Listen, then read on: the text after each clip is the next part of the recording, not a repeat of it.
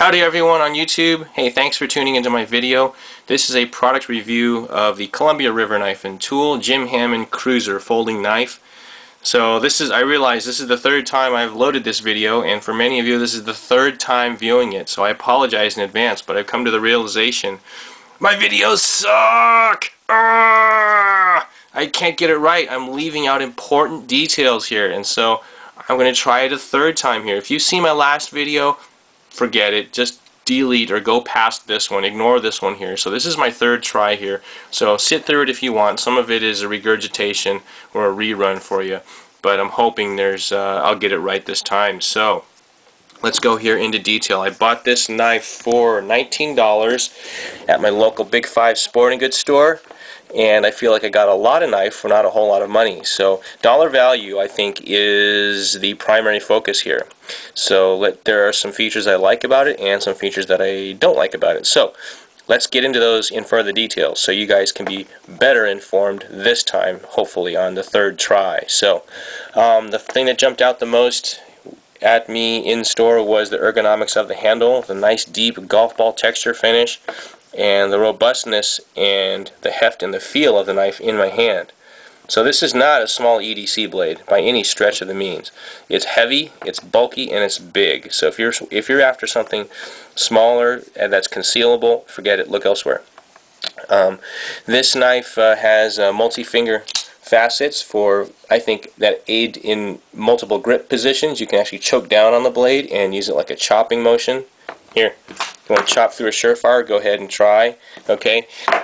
Also, the ergonomics of the handle are very nice. It's got a deep finger choil at one end and a nice little slight thumb ramp on the other. So that's pretty nice too. It's got a little bit of jimping on the first finger choil and a little bit of jimping on the thumb ramp. And overall, it's a pretty nice design. So the knife is complete. You can completely take it apart using Torx bits. So I have a multi-Torx bit set, cheapy thing here. I bought at OSH. You can use one of these to take the knife apart, service the knife, relubricate the knife, whatever you need to do. I like to have my pivot joint really tight, so that's just me. Some people like loosening it, whatever. You can do that if you want. The only screws that were loose out of the box were the 3 that hold down the belt clip. And yeah, that's no big deal. I went ahead and tightened them down. No problem there. The belt clip design is really nice. It's a thick paddle with really good clamping and clip force.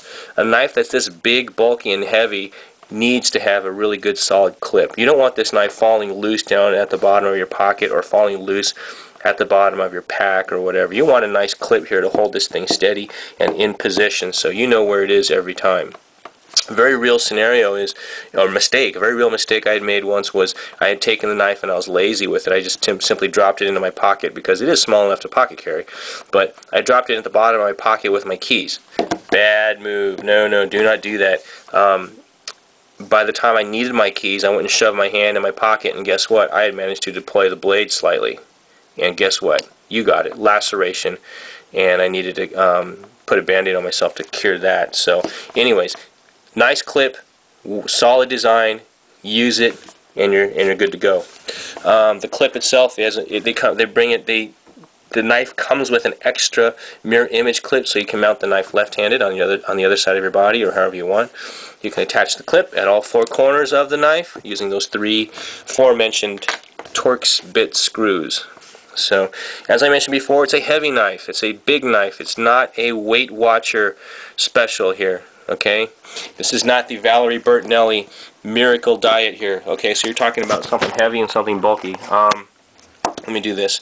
You can see it's a pass-through design, so at least there's not a whole lot of heavy material in there, but the knife is so big and the liners are solid steel here.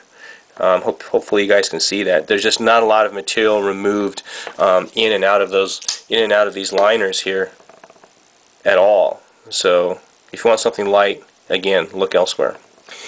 Okay, so let's talk about the blade. The blade steel is AUS 6M, and it's softer than AUS 8 or VG10 or those types of steels in this price range.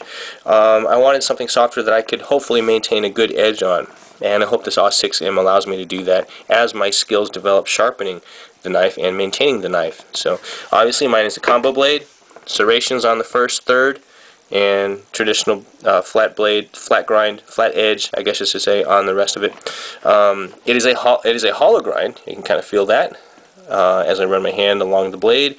The edge itself is a chisel grind, which is common for quite a few CRKT designs, I think. The verdict is out for me on both the serrations and the chisel edge. I might grow to dislike them both in time, who knows. I'm hoping because it's a chisel edge, it'll be easier for me to maintain. So out of the box, the knife just wasn't that sharp, honestly. So it's serviceably sharp, but not really sharp. Okay, so I've been able to cut through foliage and branches like 3/8 inch thick, no problem. The serrations hack right through the bark and the crap on the outside, and I can slice right through those branches using the rest of the blade.